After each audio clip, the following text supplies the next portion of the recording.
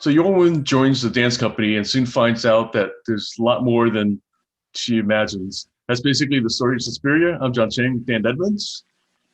Hi there. And the thing that I find that is interesting about we've been really looking at these movies with women as significant parts of the cast. Like in other words, a lot of times horror movies have the women as kind of just simply as the final girl and kind of the victim, so to speak, primarily. And now we kind of have them as not only at different times um, the protagonist, the hero, stuff like that, but they also are very much like kind of part of the horror and stuff. Yeah, absolutely. I mean, this was again a bit like we saw with Carrie, is a movie that mostly has a female cast and revolves around the women in it and their relationships between each other and what they're kind of doing to each other in terms of fairly horrible things. But yeah, it's whereas the men are fairly just kind of almost auxiliary, if not even really present in both Suspiria and its remake. Yeah. And a lot of very kind of similar kind of subtext and themes between this and Carrie, actually, which was supposed to be kind of a bit of a influence on Dario Argento with Suspiria. Yeah, and certainly, this is probably one of the better known, Dario Argento, kind of classics. It's part of his, quote unquote, mother trilogy with these other couple of pictures. One thing we should mention, though, is that he was actually a script consultant on Dawn of the Dead, which we talked about in the past and stuff. And the thing that strikes me about, this particular movie is, probably for a lot of people is the same thing, that like it has a very distinct look and feel. Like, this is a Dario Argento movie, and it's like kind of one that I feel like if the remake, had just copied it, it just would have felt very much like almost like just that. It would have felt like a copy and stuff. Yeah, I mean, I would say Suspiria is like not so much about the plot, but it is about the actual experience of watching the movie and the sensory kind of onslaught that comes through that. It's very sort of vividly colored, like a sort of surreal fairy tale, and is very reminiscent of the strong primary colors that you see in things like David Lynch, or it also made me think of Alejandro Jodorowsky and some of his movies like Holy Mountain. And I guess, there's other people who've kind of taken that theme, like Tarzan Singh, people like that over the years, who I also really have this, ability to produce very kind of lavish but surreal and arresting visual movies. And so I think that's what's kind of, for me, that was the main kind of subtext of this movie. It was one of these movies that goes out of its way to not be realistic. And so every step you're questioning, this is clearly a movie. I should know what's kind of coming, but I don't, because there's lots of sort of subversive kind of and odd turns in both sort of visually and scene wise. And that's this underpinning sort of thing of the rational and the irrational. They're playing with both the characters are going through this experience of, are they being irrational, or is there a rational explanation for what they're doing or what's happening to them? And likewise, as the viewer, you're there going, well, this kind of looks like a fairy tale, looks totally irrational, but then there's a really kind of shocking, kind of brutal murder that kind of, it constantly sort of has this tension all the way through the movie, I thought. Yeah, I really feel like it's kind of this nightmare that you're kind of, kind of going through and stuff. And we really feel like it's from the perspective of, the main character, Suzy Bannion, who in this case is played by Jessica Harper. And the music is definitely a key part about that, because this music by this group called Goblin, who really just collaborates with Argento, lots of his work. You hear it like kind of in the moments when she's kind of like just in these kind of, and it's along with the lighting and stuff like that, you feel like kind of she's being kind of drawn into this nightmare that's deeper, stuff like that. And it really kind of is jarring to the effect of where when you're kind of like being shown things from her perspective that like the surreal stuff is happening and everything.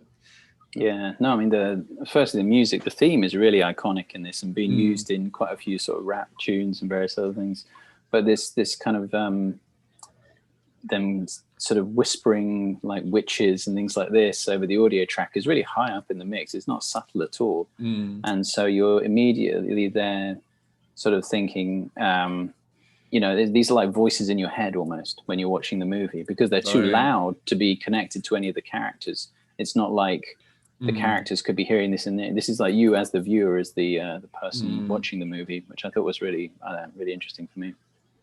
Yeah, and on top of that, it's like kind of you're kind of talking about things being really off the wall stuff, you have these kind of eyeball characters. I mean, for lack of a better way to describe it and stuff. Like Ogo is definitely in this one. Like her characterization, like like the S for Snakes thing was kind of like like really like where did that come from and stuff. It really has a little bit of the feel apparently of like what's in fact one of the names of a movie that Argento makes is called Giallo, which is like yellow, which stands for like how Pulp Fiction has these kind of yellow covers in the for the Italian kind of folks and stuff like that back then in that period.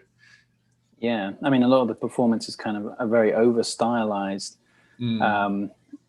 because it's almost like you're supposed to experience something in a scene. It doesn't necessarily have to make sense. And in fact, in a way, it actually gets more of your attention and is more engaging by the fact that it doesn't necessarily make sense. Like the fact that the maggots just kind of start appearing on everything is there's no way that one basket of rotten food could make maggots appear in the ceilings of every single sort of room. But again, it's this kind of thing of is this the witches kind of casting a spell, or is this just there's a rational explanation for it. But I mean, every scene is kind of, there's lots of them like that where you're just kind of very much shocked. And for me, like the thing that completely drew me into this was the first murder, where you not only see this woman getting stabbed, but then you see like her chest ripped apart and her actual heart itself being stabbed like that. It's so kind of it's such a sort of a visual statement of like, this is absolutely the moment of death for this person. I've never seen a murder that's so kind of clinical and striking in its execution. It's it was really bizarre. Right. Yeah, I mean, it was that moment. Another one that was kind of bizarre for me was also like the the blind pianist and stuff, and it was something about the fact, not so much even the fact that his guide dog kind of turns on himself, but it's the fact that like it's just kind of almost out of nowhere where and on top of that was he had just come from this slap fest with like kind of this kind of Oktoberfest kind of feel to it and stuff like that. It was like kind of a weird, like kind of, I mean, again, like you just feel like this thing of like where different times you're being taken out of like kind of, things that seem like, it's auto, so maybe something that kind of can happen and stuff like that, fairly normal. And then all of a sudden there's like kind of these things that just suddenly kind of happen and stuff like that, really kind of makes you like kind of go, what did I just see? And like, what was that about and stuff? Yeah, no, it was a very strange scene because it's, you don't normally see a horror movie killing in a large kind of open public place. Right. That was really strange. And then you don't, it's almost like you get the impression from the moment the dog bites the child. I mean, as a character, he's very much in the background. And then all of a sudden he becomes incredibly loud and starts sort of like having this massive argument. And then all of his sort of reactions are really exaggerated.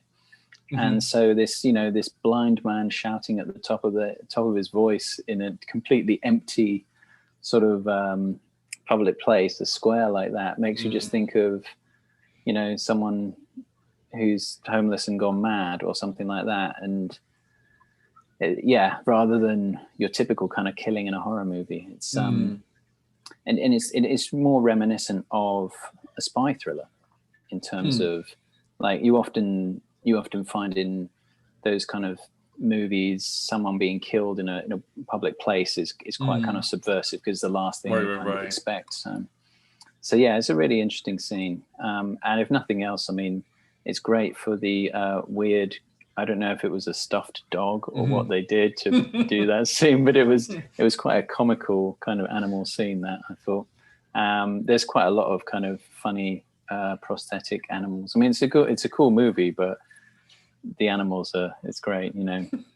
come for the interesting themes and stay for the funny animals would be my take on this movie. There's the bat as well, isn't there, that kind of flies out on strings and things. But anyway, yeah, I mean, getting back to the, you know, our blind piano player, him and Pavlo, the hired help with his fake teeth and weird deformed face, it's almost like in this witch's coven, most of the men have absolutely no kind of power, or, you know, they're almost, you know, one is blind, one is deformed and can't speak. It's almost like they've been, their voices or other, you know, faculties have been taken away from them. And the only one who's actually even vaguely normal is the male dancer. I can't remember his name now. Daniel, maybe, but you know, he's the only one, but he's sort of simpering, sort of non-threatening male that, you know, it's clear that all the women are in charge here, and they're the controlling, oppressive force in this ballet school. Yeah, it's more like we're in this world that is created. You know, it's very much like you said, the women are in charge, and the males are the ones kind of just you know, either in like you said, positions of being powerless, or just really emasculated. I mean, kind of it's like kind of, you know, that dancer Daniel, he's like kind of just really almost like, you know, like you can't even really say that he's like kind of asexual, stuff like that. It just kind of where he's kind of just neutered. I mean, you know, is the way I can think of it. Or, you know, and that's almost like in some ways a cliche of the, you know, in the dance world that you know, you have like these, you know, gay dancers and stuff like that. But it's, you know, that even implies some kind of degree of you know, power, I guess, or agency and stuff like that. But in this one, he just kind of just floats in and out, like kind of, you know, just, you know, basically he's there when they need like a cover story for, like, you know, something that happens, you know, because he's basically just, you know, like, oh, you know, I didn't see anything, you know, like kind of, you know, that kind of thing, like it's almost like he's like this puppet that you know, he's being kind of talked through and stuff.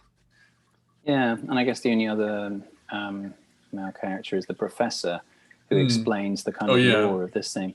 That for me was a really interesting scene, because it was very weirdly shot in that you had Jessica Harper's face half in the frame and his head half blocking your view of her. And that was how that whole conversation kind of took place. And it was sort of like, you kind of get the feeling that her view of what's rational and irrational, or trying to make sense of this, is being obscured by his story. That's I've kind of got the visual metaphor from that. But yeah, played by a very young Udo Kier, who he's really known as a character. You know, who, like, anytime he shows up in these movies as a doctor or something like that, you know, he's like basically, you know, when you need that kind of doctor with a German accent, I mean, he's your man and stuff like that for a lot of the movies in the 90s and stuff. Absolutely. And probably evil at some point as well, most of the time, you know. Yeah. But yeah, I mean, definitely the real sort of power wielders of Madame Blanc by Joan Bennet, who is, you know, in lots of film noir movies and Dark Shadows as well. Dark Shadow, yeah. Chloe Grace Moretz remake. Yeah. You know, she's really this kind of manipulative matriarchal figure, which is kind of similar to Carrie in a way. You know, in that we saw this, you know, this kind of horrific sort of mother trying to sort of impose or force her own sort of beliefs onto her daughter in a kind of tyrannical way. And in this one, it's not. It's more sort of manipulative, in that you have this sort of mother figure who's sort of constantly questioning their ability to reason with, you know, what's real and what's not, and who's against them. And I thought this is a really interesting comment on actual motherhood and parenting in general, in a way, because there's always like a part of you as a parent that is trying to kind of template parts of your own personality onto your child. Right. Or you're trying to, in other words, make your child a vessel of yourself that kind of lives on. And you also see that as the ultimate kind of plan in the second one. And I don't know if that was also, I don't know if that was also the idea in the first one, or was it they were just draining the energy for Helena Markos, who is the sort of head witch. And my impression was that she kind of just drains the energy from the young women in the ballet school. Yeah, we're really not told what the plot is. I mean, except for the fact that, like, you know, you know, at one point, or, you know, like, or, you know, kind of major spoilers always, that it's only clear that you know, this smiling, kind of seemingly benevolent, you know, Madame Blanc, stuff like that, you know, who seems to be kind of looking out for Suzy and stuff. You know, at that point, she's like kind of just outright says, you know, kill her or stuff like that, and so right, I don't know if like some reason the plans changed, or her use kind of, you know, basically like it wasn't clear whether Suzy was going to be this kind of sacrifice, or like I said, a vessel for, you know, kind of you know, Markos and stuff like that. But then, you know, just something changed, something flipped, that, you know, like kind of she was too much trouble, that they were going to just get rid of her and everything. Yeah, you kind of get the impression that the secret agenda of the Coven in the original is just to kill people and cause mayhem. Well, that's how they derive their kind of pleasure or power or something like that, in service of their sort of head witch. But yeah, I mean, it's, you know, again, you've got this kind of sisterhood and matriarchy kind of conspiracy going on, and it's this and, you know, you're trying to find out, much like the protagonist, what's the story behind all this, and is there an actual conspiracy? I'm constantly being told all the time that no, you're silly, witches don't exist, and how could this possibly be happening? That's kind of what, you know, is Dr. Mandel's point, that, like, you know, oh, witches are just kind of, you know, figments of our imagination and our psyche, and, you know, on and on, like, kind of, you know, again, like you said, the rational explanation and stuff, just, you know, kind of basically discounting, or kind of basically saying, like, you know, like, oh, you're saying Suzy's all nonsense, it's not, you know, really happening the way you imagine. You and these other girls, you know, kind of are imagining it. It's not anything like that and stuff. It's really, you know, this. And then, you know, of course, as we see, like, kind of, you know, it's absolutely like, kind of, you know, it's a bunch of witches, and they've had these powers, and they're kind of doing these bizarre things and stuff. And I think that's what's so kind of intriguing and interesting about watching the movie, is that the witch's power doesn't follow any particular rules, or it seems to manifest itself as this weird, yellow-eyed, hairy-armed killer, or they can possess animals, or it kind of drives people mad. And, you know, it's like the witches almost have a total kind of power over reality itself, in a way, and kind of shape people's minds and what happens to them in various strange ways. But I do just feel it's kind of, in a way, Dario Argento is kind of just throwing bizarre experiences at you and saying, okay, this is what, you know, this is what it would be like to be, you know, manipulated by some sort of unknowable magical power that you can't, you know, have no control over. So yeah, I was going to say, you know, kind of, you know, the weather at first seems like it's just kind of like, oh, it's just a stormy day. They're, like, you know, arriving at an airport and stuff. But then you start realizing that it's more than likely it was actually one of their powers and stuff too, because of how it almost like was like this rain cloud that followed Suzy all the way to, you know, like the academy and stuff like that. So yeah, I mean, it's you know, and then of course it also even like trailed, you know, the girl there, you know, Patricia in the beginning, like kind of, you know, like we come to realize that over time that, like, you know, it was actually even, you know, their power kind of following this person who's trying to escape, you know, them with, you know, the knowledge of their what's it called, their goings on. Yeah, and it's interesting. Knowledge is this in this is the reason that you get killed. If that's the one rule, is that despite everything else that happens, as soon as you become aware and you become more knowledgeable, you get killed, which is kind of a interesting kind of comment on, I want to say, sort of maybe some of the women's lib stuff that maybe been going on previously. And it seems like, you know, the more empowered and knowledgeable women become, the more of a threat they become. Funnily enough, though, to the other women who are manipulating them in this. Yeah. So it's the other thing I was going to ask was, did you think there was a lesbian subtext in this? Because that's one of the things that Argento supposedly said. I mean, you know, if there was, I didn't really feel like there was, like, kind of, it was, you know, it was really subtle then for me, because like normally to me, you at least have moments where, you know, like kind of that more intimate moments, so to speak, even if it's not, you know, actually showing the act and stuff. But I felt like the closest thing was the fact that, like, you know, they were, you know, all in this, I guess the lack of way to put it, kind of where they were all sleeping together in the one room and stuff like that. And even then, like, it wasn't like, you know, showing them other than like kind of, you know, whispering in the dark and stuff like that. And yeah, so I didn't feel like that, you know, if there was, it just wasn't very overt, I guess. Yeah, no, I didn't really sort of feel that when I was watching it, but then again, I'm not a lesbian woman, so maybe I get that. But the other thing is that scene, though, where they're all sleeping together in the room is really strange. They have these strange partition curtains that encircles all of the women, and the teachers are on one side and all of the students are on the other. That kind of, to me, is this symbol of, you know, we're behind the curtain, literally, of what's going on in this, and you're kind of, you know, we've got our eyes on you. Right. It's our prey in the middle, so to speak. Yeah. And meanwhile, we see them too, though. Like, we see the teachers, like, through the shadows and stuff.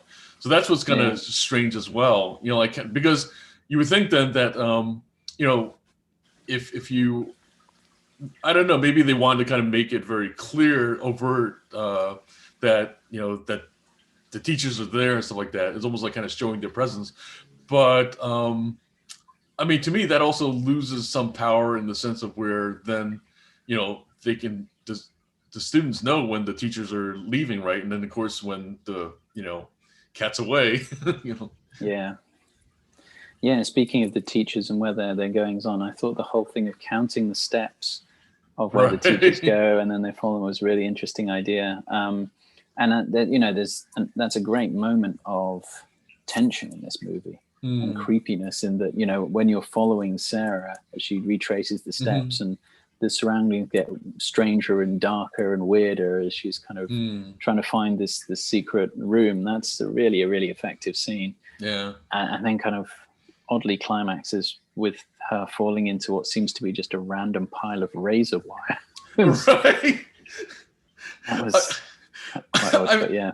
I mean, you know, you kind of, I guess it was that thing where you had hope for her that she was going to get away, and it's like, nope, let's take that away from you. Like, that's very much what it felt like. And for me, that has to be one of the strangest and kind of funniest tension scenes of someone trying to escape, and the person chasing her is trying to pick the lock with a butter knife and just trying to lift the latch and failing miserably for quite some time. Right. She's got enough time to rearrange the furniture and escape through a top window while this person just slowly teasing away at this lock with a knife. I thought that was very, very odd. But yeah, quite effective. It's definitely one of the those moments that you had to, like, I don't know, either suspend a lot of reality or just kind of buy into the fact that, like, you're in this kind of Suspiria, you know, universe of how things work and stuff. That's right. Because you knew she wasn't going to get away anyway, and that was. Right. I think that was what was quite good about it, was that their attempt to chase her seemed so pathetic that she almost like, how could anyone not get away in that situation? But yeah. Yeah, it did feel a little bit like kind of a scene where you're the hero's trying to get away and like the villain's actually in a wheelchair or something, like yeah. So yeah, but yeah, I mean, I thought it was a really cool movie. I've never actually watched it before, and thoroughly enjoyed it. As I say, the plot doesn't make a lot of sense, but right. What I really loved about it was that this is, it's very visual storytelling. It's just there to evoke a mood and a feeling, and this idea of people manipulating your sense of what's real and what's not. But yeah, really cool.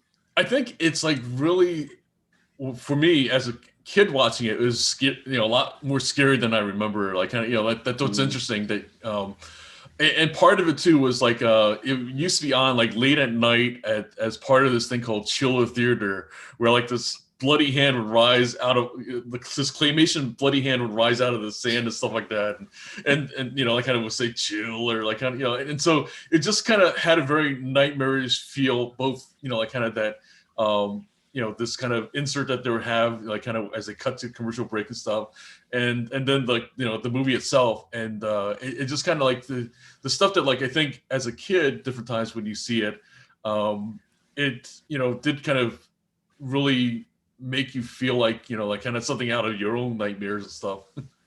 Yeah, no, it's very nightmarish, but yeah, definitely.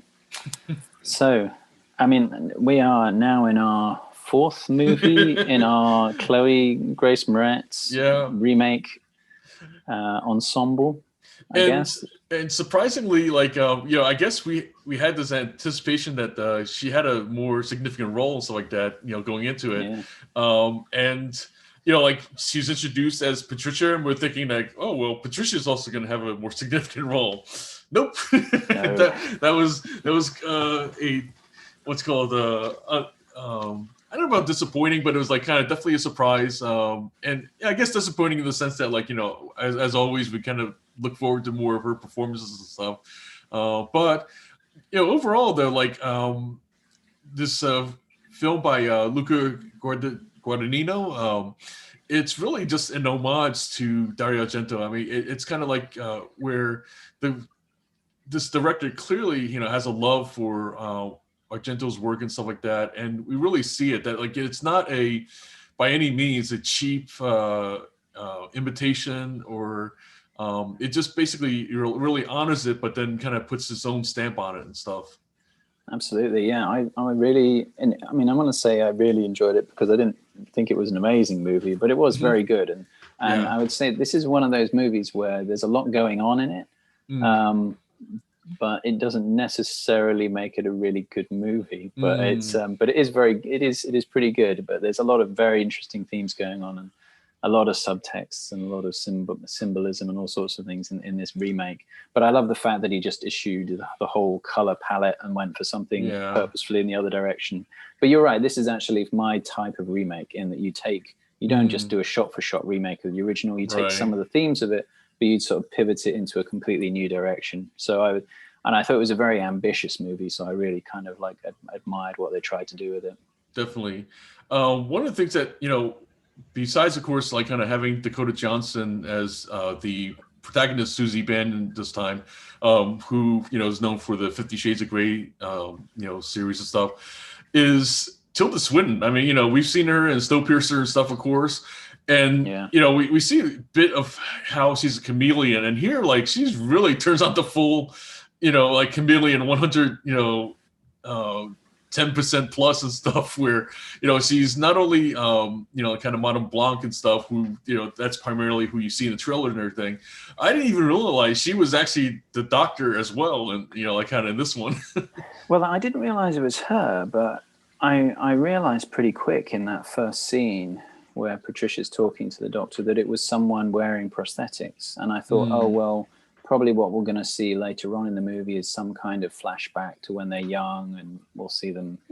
But that didn't happen. And that was quite strange. I was expecting it. And then when I later after we finished, I found out it was Tilda Swinton. I was like, well, that was kind of an interesting kind of thing to do as a director. But I was just expecting some kind of reveal that never happened.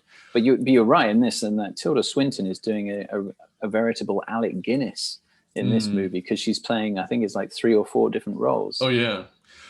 Like maybe for you, like kind of the prosthetics was like kind of, just something you picked up on right away. But I did not. Like I just kind of, I guess it was for me like done well enough that like I just suspended kind of reality, just kind of didn't even like,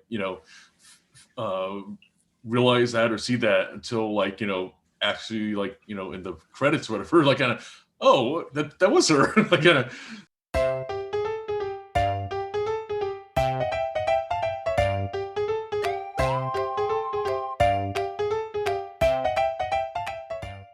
Oh, that was her. Like kind of. Yeah. No, it was strange. No, I mean, so she's also, she's Helena Markos as well, isn't she? Yeah. The head witch, as well as obviously Madame Blanc. Right. I don't think is she any other characters? That's it. Yeah. Okay. Yeah. I thought she might have been, but yeah. Yeah. No, I think the director apparently really likes Tilda Swinton and did another couple of movies. But she's a good actress. Why not give her a few different things to sink her teeth into? So for you, did that like kind of take you out of the story then, or?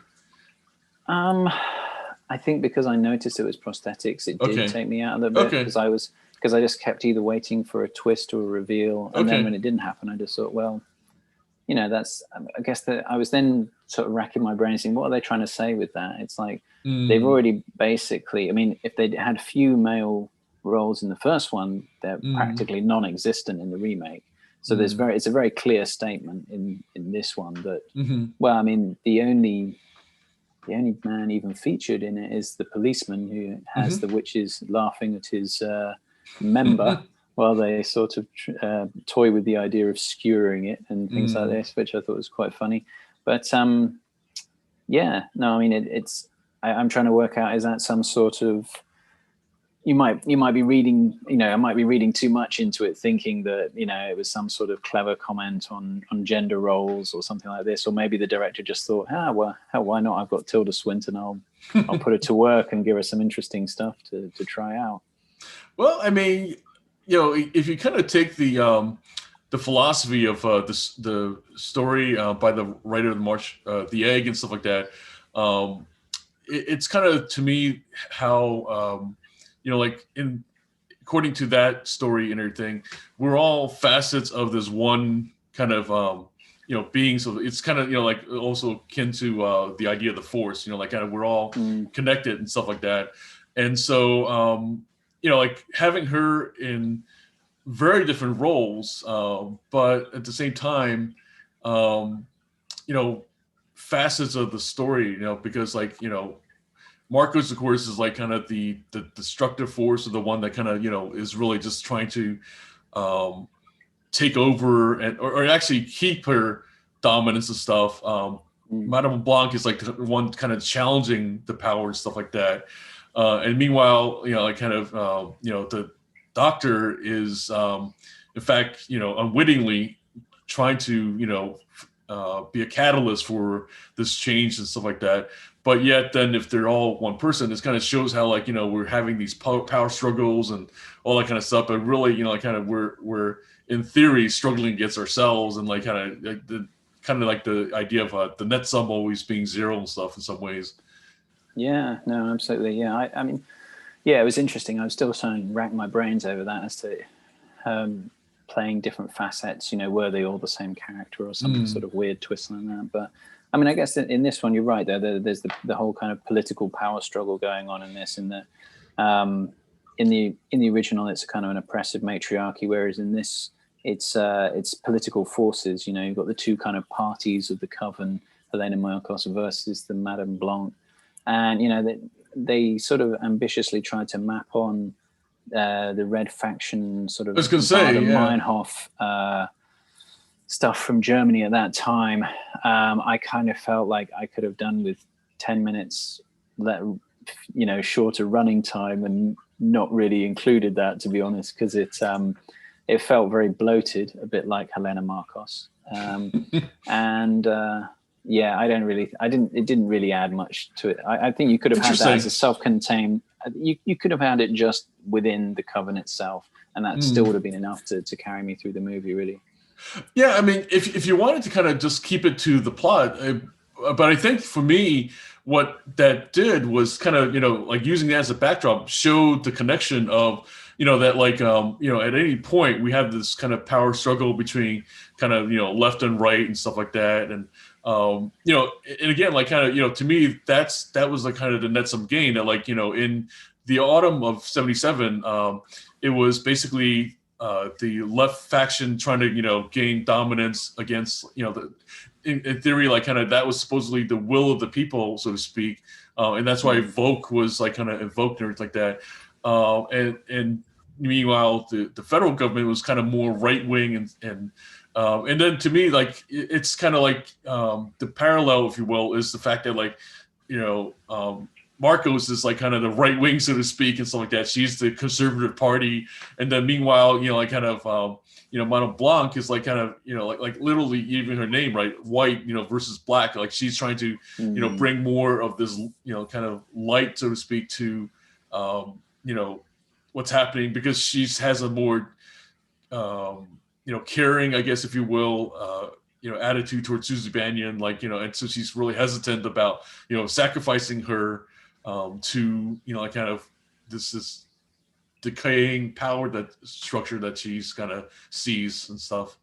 I see what you're saying. Yeah. I hadn't looked at it in terms of that. It's like a sort of an old, regime that needs to be kind of.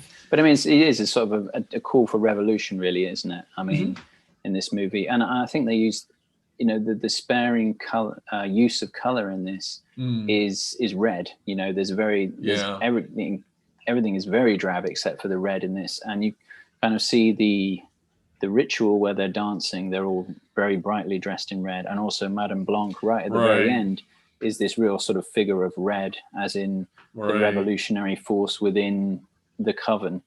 And of course, then there's a lot more red from a rather unexpected source. But I mean, for me, this was kind of this thing of you could either see it as in a political form of like the young rising up and causing a revolution that overthrows the established powers, or you can kind of see it as a sort of a take on maybe a rising up of the existing matriarchy of women in their roles. Because in some ways you have Helena Markos, who wants to be sort of young and beautiful again, who's trying to use the sort of energy of these young women as a vessel. She wants to literally kind of inhabit their bodies, which again goes back to this kind of thing of motherhood, of you imprinting yourself on your children in a way. And then by the same token, Madame Blanc is kind of like someone who ultimately just wants power. So you've got this kind of thing of, do you want power and beauty? And we have Suzy as this sort of revolutionary force that comes along and says, no, I want, well, she does kind of want power, but she kind of just says, no, both of you are wrong, and I'm taking over. So yeah, it's definitely pretty thick with themes, this one.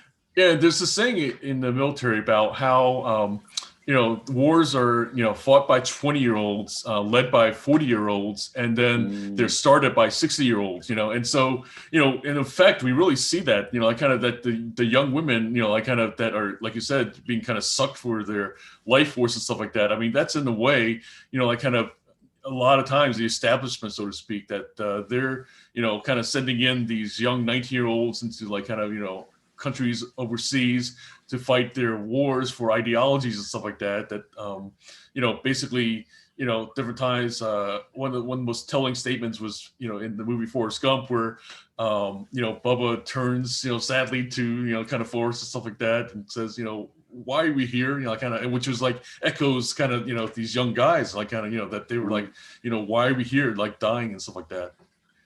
I actually can't really fully appreciate that, because I've never seen Forrest Gump. Oh, I know, right? Anyway, well, luckily that's not a major spoiler, because it happens really early. Yeah, no, it's funny. It's just one of those big movies that I've never watched for some reason. But Yeah, no, I mean, I think you're absolutely right. From a sort of a political standpoint, you get that entire dynamic expressed in one room almost at the end of that finale. And Yeah. in a way, it's kind of like the effects aren't that amazing for that, but it's such a sort of a retelling of the whole final girl role Right. that it still kind of works, because what's clever about it is that you're so kind of thrown by the twist. And of course, as usual, by now, if you hadn't guessed, we're talking about spoilers all the way through this, that you actually almost don't notice all the effects and the quality of them, because you're kind of all concerned with like, oh, she's the actual real power here, Right. and also like, who's she going to spare, who's she going to kill. And she's still, interestingly, she obviously decides that Madame Blanc is okay, because all the people that voted for her get to live, and all the ones that voted for. So there is still this kind of weird connection between Madame Blanc and Suzy, because she decides to spare them all, and it's kind of left a little bit kind of as a bit of a question mark as to whether Madame Blanc is actually dead at the end of it. Right. But she still seems to be kind of alive, even though her neck has been cut from the back. Right. But that sort of goes on to this thing of, I mean, I would say the lesbian subtext in this is a lot more overt. Oh yeah. You know, and I kind of think that, you know, between Madame Blanc and Suzy, there's a lot of kind of a very sort of close relationship that's very primal, but never really kind of expresses itself in a sexual way. But they're obviously, you know, they seem to become very close and share very personal ideas and inner sort of thoughts, to the point where she's sharing or, you know, pushing her dreams onto Suzy as a character. So yeah, it's an odd kind of very close relationship they have in this. And like looking, you know, kind of back now, right? Because we know, like, ultimately the big reveal being that, you know, this is, you know, Mother Suspiria and stuff like that. That then is kind of, and it's just a question of who was really manipulating who, so to speak. Exactly. You know, because in theory it was Madame Blanc kind of like, you know, molding, you know, Suzy for kind of the role and stuff like that, and kind of, you know, pushing her, but then, you know, wanting to kind of step back and not, you know, like kind of, you know, push her that much more, whatever she has to kind of basically go for her free will, which actually, that's an interesting question, that like in a lot of these kind of ceremonies and rituals, there is this kind of idea of, you know, free will versus kind of like somebody who's a victim and stuff. And it seems like that a key part of the kind of the most powerful spells and all that kind of stuff, the person has to choose or voluntarily allow themselves to be a sacrifice and stuff. Yeah, good point. Yeah, and then that's actually the thing that Helena Markos asks her at the end in order to complete her what she wants. You know, she says you have to forsake your mother and just sort of, you know, come in willingly. Because apparently that's what didn't work with Patricia, you know, like kind of as a sacrifice and stuff, you know, like the ceremony, quote unquote, failed for some reason, because somehow, like, maybe she changed her mind, whatever, and then apparently then it drove her crazy, you know, like you know. No, it's it's an interesting point.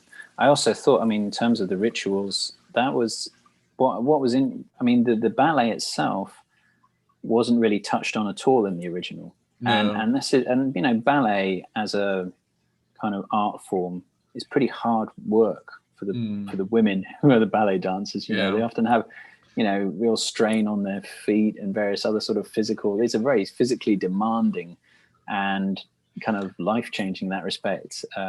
Lots of injuries thing too. To do. Yeah, I have a personal friend who she ended up dropping out ultimately because she was injured and stuff. And you know, her story is not that uncommon. Yeah. So you have a lot of, you know, women trying to conform to a particular ideal, both in terms of movement and sort of visually for ballet. And, you know, you can't help feeling that's this, you know, that was not really touched on in the original, but kind of in this one, you have this whole thing of, you know, this power dynamic and them trying to manipulate people. And that's actually kind of visually represented by Suzy inadvertently through her dance, contorting the other girl into that kind of bone heap. And that's a very kind of visceral scene in that she's there sort of urinating and sputtering and leaking out of them.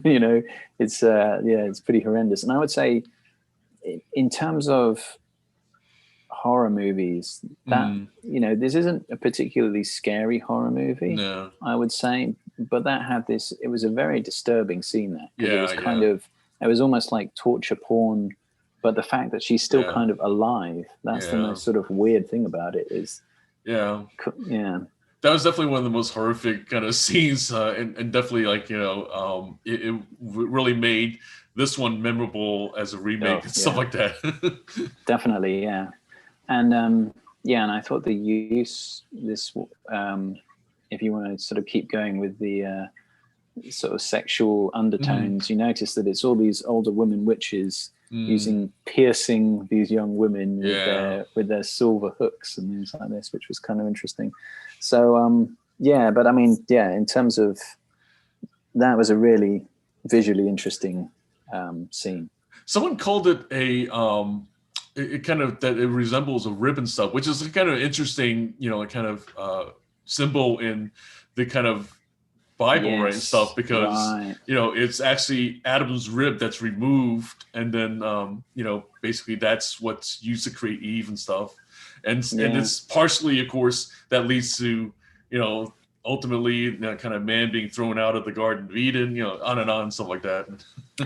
And in some ways you've got the Doctor throwing the rib away, and that he's discarding women, and much like, and you have this, of course, we haven't even mentioned the other kind of subplot, which is him sort of seems to just lose his wife during post-war Germany, and so it's almost like, in a way, he's discarding the inner dialogues as a psychologist of the women who come to him, as is sort of mentioned by the witches, saying, you just said they were delusional and discarded them, and also you see him, he's discarding women almost entirely as a kind of in his life, it seems like. And an interesting kind of connection to that is like he's losing his wife. The wife then comes back and is played by Jessica Harper as a cameo and stuff like that. And it's funny how like I don't know, like in some ways I feel like we went along with him, that like, he's in this village, remote, kind of well away from the city, stuff like that. And he's just kind of walking along, and the next thing you know, he's like, oh, I'm in front of the academy and stuff. That's a heck of a walk, like kind of, it's not like he got on the car or a bus or anything like that. He's just kind of walking along, and next thing you know, he's back to where he started and stuff. Yeah, I mean, it's kind of just like they're witches, and then all of a sudden, your wife appears out of nowhere. Right. I suppose in a way that sort of confirms it for him. But again, that was something else that I think was a bit kind of not really essential for the main story. I think I would probably be a bit more of a brutal editor with this movie and lose some of that and the whole thing of the Red Faction stuff in the background and make it about half an hour to an hour shorter. But I think what he represents, though, is like kind of the witness that all this really did happen, because otherwise it was all a dream in some ways and stuff, because of how dreams are kind of used throughout this and everything. And so he was like, for me, like the stand-in that like, okay, I kind of, unlike maybe like the first one ever, where like, it's still questioned in the end whether it was a dream and stuff. This one, like kind of having that, because that was actually part of the witches ceremony, that like they needed a witness and stuff. And that's an interesting aspect too, that like, in some ways, like movies are a spell, right? That's created by a filmmaker or something like that. And we as the audience are like kind of the witness. The witness. Yeah, interesting. Yeah, I don't have a problem with movies that just decide their dreams. I'm quite happy to accept that a movie is a 2-hour dream. I mean, for me, it's like, that's what I hated about the Carrie remake, was the bit where the other girl comes in the end and says, well, you know what, she did really have powers for real, honest gov. And again, it's just, you don't need it. You just have a hand coming out and trying to grab her. That's fine. And in this one, I could have I could have done without all of that. Really, I could just like leave it up to the audience to decide if it was a dream or not. Dario Argento certainly wasn't concerned about that. He was just like, hey man, this whole thing is like a crazy psychedelic fairy tale. Right. Take it or leave it. So yeah. One last kind of idea I wanted to mention was I thought it was interesting. It's like, kind of connected to things we've said about, kind of the time period and stuff like that. It's interesting how we also, again, have the same thing we had even in I Am Legend and stuff. This is us versus them, because, in the background, we have like kind of the left wing, the right wing and stuff. In the foreground, like we have these women, right? And, where it's not only the coven, but it's like kind of, them against men and stuff like that. And, where, you mentioned kind of the police detectives and stuff.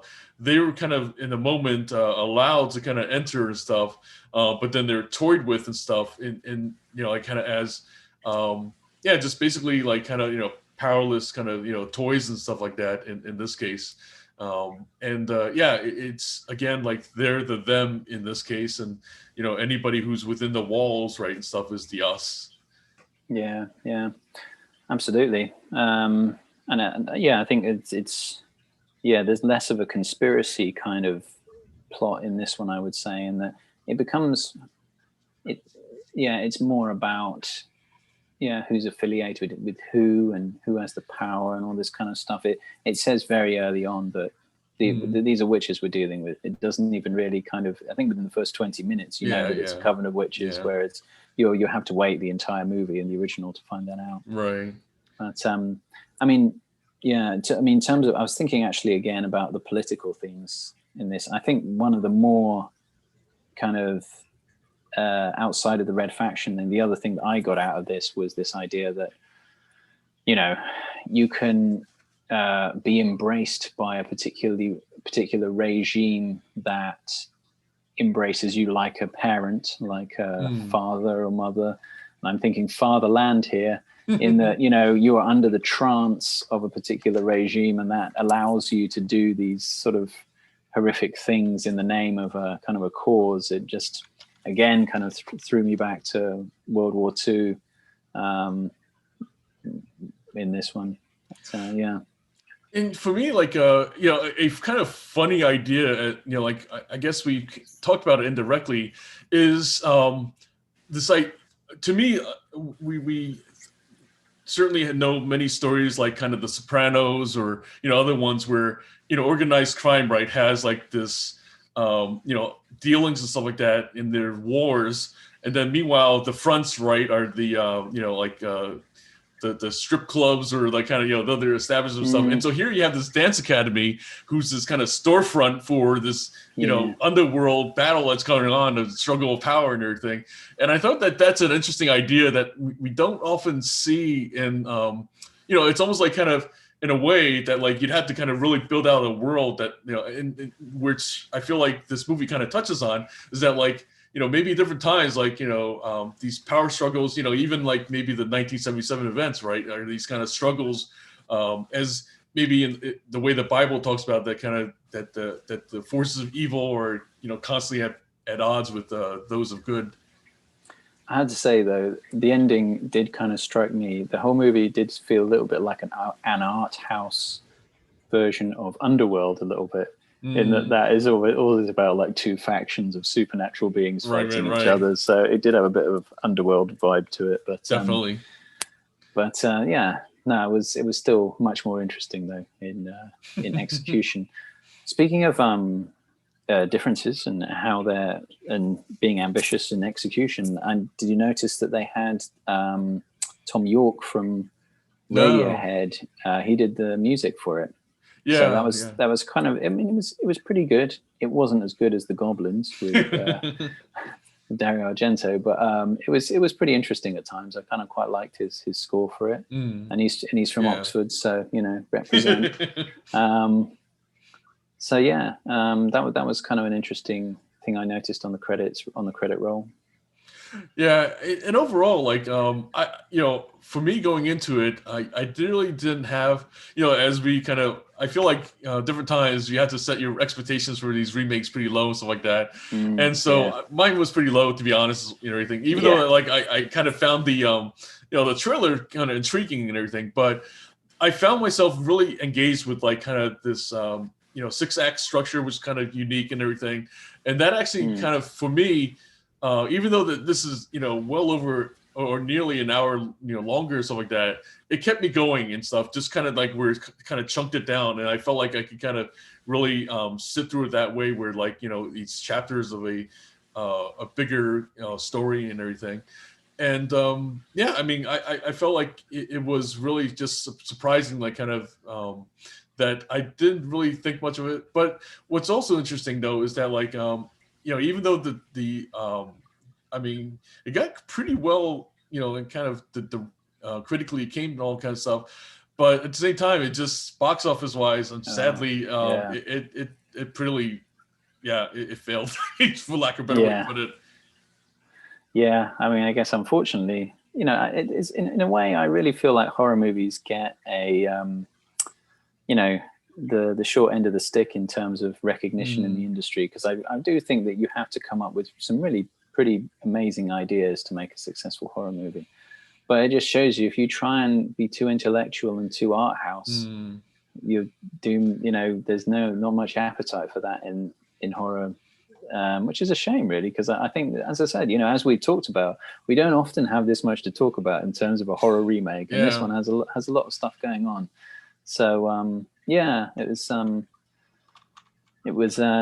shame, really, that it did so badly, because I don't think it's a bad movie by any stretch of the imagination. It's way better. It's one of my favorite remakes that we've watched, definitely. Yeah.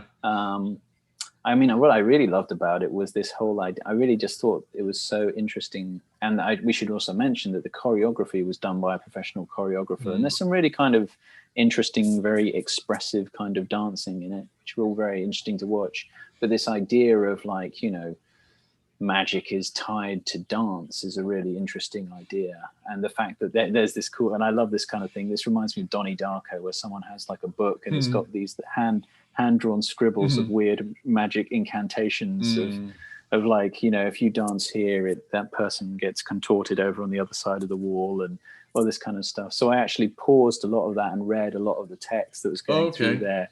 And it was kind of things like, this movement expresses this emotion in that one. It was quite detailed, actually. Wow. So it was pretty cool. They went into a lot of depth, at least with that notebook. And it was kind of had, all the drawings of the different members of the coven and their relationship, and these funky diagrams with them going on. I was like, oh man, this is the stuff I think is really cool world building stuff. Right. I had to say, like in Donnie Darko, they got the book and it shows this sort of wormhole through time and what you have to do it. And I thought, oh man, it's great. But yeah. Yeah, I guess the film, the filmmaker had thoughts of like kind of doing, like his versions of the trilogy, so to speak, and stuff. And I felt like it, would have really been interesting, like you said, with kind of that attention to detail to world building and everything.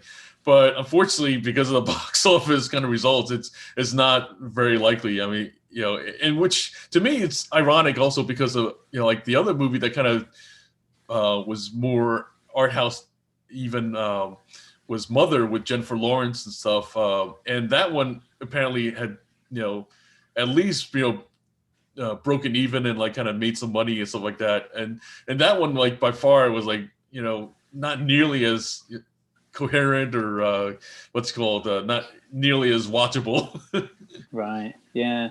As I say, I mean, I think if you'd made this half an hour shorter and condensed it down, I would have enjoyed it a lot more. But other than that, it was pretty interesting. The only other thing I was gonna, I mean, Mother is that Darren Aronofsky? Yes. Yeah, I thought so. Okay, yeah, I seem to remember that now. I haven't seen it, but I know I've heard it's quite an experience. So.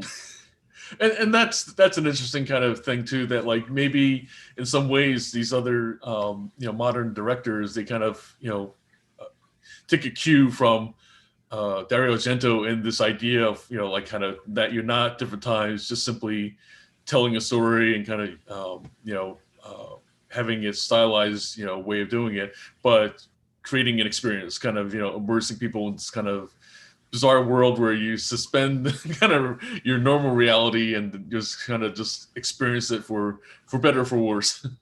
Yeah, I mean, speaking of Darren Aronofsky, it really reminded me of Black Swan in that respect. Oh yeah, yes. That was another movie that kind of played with this whole, is what I'm watching real or not, or is it in the head of the protagonist? So absolutely, yeah.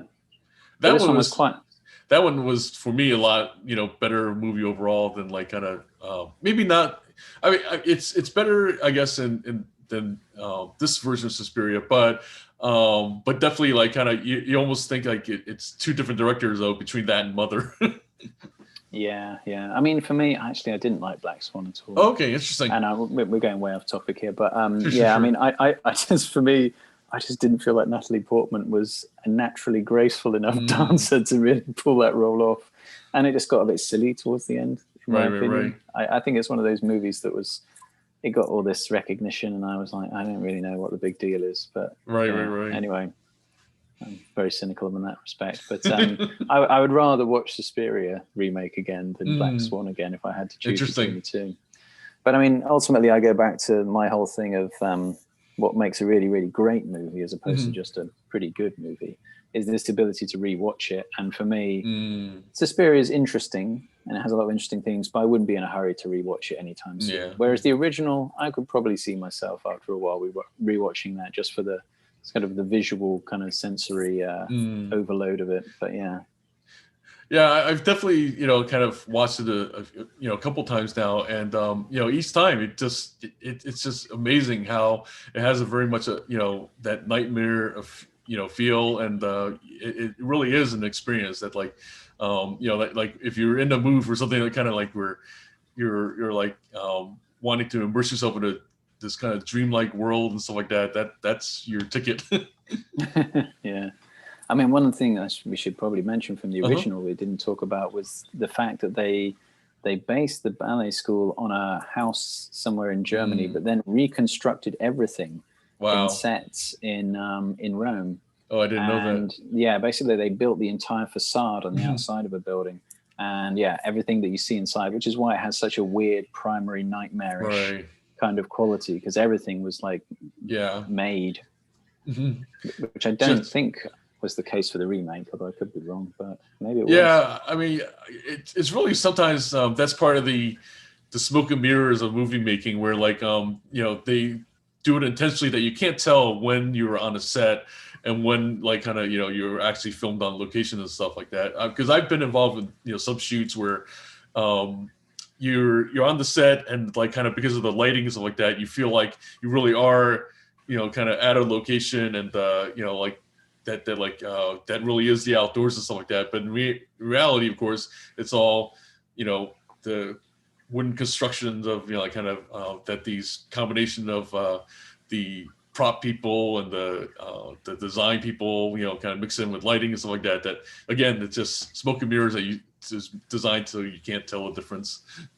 Yeah, and it's like in The Shining. I never realized that the entire hotel was just built on a set in England. So, right. But yeah, you just assumed there would be a hotel like that somewhere. But yeah, yes. Anyway, which may be one of our upcoming movies we talk about, I guess. Definitely. So I think we'll kind of talk more offline about like kind of the next ones to watch. Whether we'll continue with Chloe Moretz into Dark Shadows and the other one being the Addams Family and stuff like that, which are relatively more extensive watches because they're television series that were converted to movies. And then coming up though, we do have The Right Stuff, which we're kind of getting more excited about to discuss for various reasons. The combination of themes and the way that they portrayed it as well and stuff. So with that, I'm John Chang with Dan Edmonds. Thanks for watching, and we will catch you at the movies.